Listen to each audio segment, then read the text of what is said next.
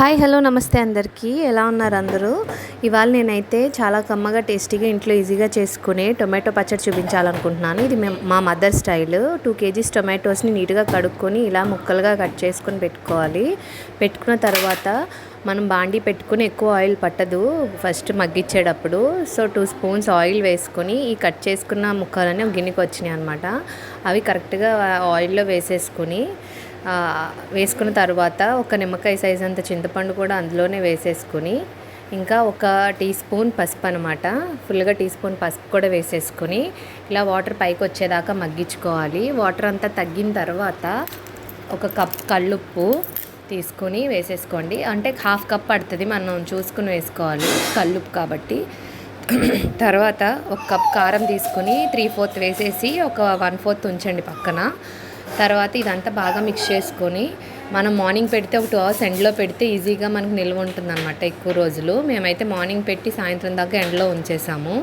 ఇలా వాటర్ అంతా పోయిన దాకా ఉంచేసి ఎండలో పెట్టాము. ఎండలో పెట్టిన తర్వాత దోరగా ఆవాలు మెంతులు వేయించి పౌడర్ చేసి మనం ఉడకబెట్టుకున్న పేస్ట్ మిక్సీకి వేసుకుని పేస్ట్లా చేసుకోవాలి. తర్వాత పోపుకి ఆయిల్ వేసుకుని ఇంగువ వేసుకొని వెల్లుల్లి ఎండుమిర్చి శనగపప్పు జీలకర్ర ఆవాలు మినపగుడ్లు వేసేసుకొని బాగా వేగాలి. అవి బాగా వేగిన తర్వాత ఈ కరివేపాకు కూడా వేసుకోవాలి. ఇంకో పేస్ట్ చేసుకున్నది ఇలా వచ్చింది. సో వేగిన పోపులో నెక్స్ట్ కరివేపాకు కూడా వేసేసుకొని మనం పేస్ట్ చేసి పెట్టుకున్న మొత్తం పేస్ట్ అంతా ఇందులో వేసేసుకోవాలి. దానికంటే ముందు మనం మార్నింగ్ కారం తీసి పెట్టుకున్నాం కదా, ఈ వేడి నూనెలో వేస్తే కలర్ బాగుంటుంది, కమ్మగా ఉంటుంది అనమాట కారం ఇలా వేగడం వల్ల. ఈ టిప్ కూడా ఫాలో అవ్వండి. ఆ కారం ఆ నూనెలో వేసిన తర్వాత మనం పేస్ట్ చేసి పెట్టుకున్నదంతా ఇందులో యాడ్ చేసేసుకొని బాగా మిక్స్ చేసుకోవాలన్నమాట. ఆయిల్లో కొంచెం వేగనివ్వాలి, ఇంకా టేస్ట్ బాగుంటుంది.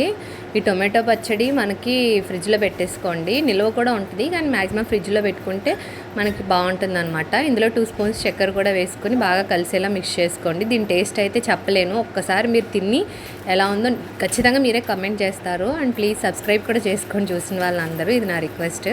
ఇదో లాస్ట్ టిప్ ఏంటంటే, మనం ఈ పచ్చడి అంతా అయిపోయిన తర్వాత నూనెని పక్కన హీట్ చేసుకొని ఆ పైన పోసుకుంటే ఇంకా టేస్ట్ పెరిగిపోతుంది అనమాట టొమాటో పచ్చడికి. ఈ టెక్నిక్స్ ఫాలో అవి మీరే ఒక్కసారి ట్రై చేసి చెప్పండి. ఈ బాగా ఏగుతుంది, కలర్ బాగుంటుంది, చాలా కమ్మగా అనిపిస్తుంది పచ్చడి.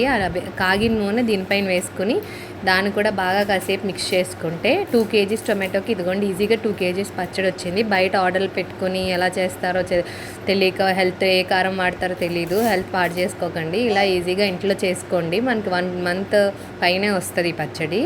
అంతే, చాలా యమ్మీ అండ్ టేస్టీ టొమాటో పచ్చడి రెడీ. అండ్ ఇలా చేసుకుని ఎలా ఉందో కమెంట్ చేయండి. And don't forget to like, share and subscribe. Thank you for watching.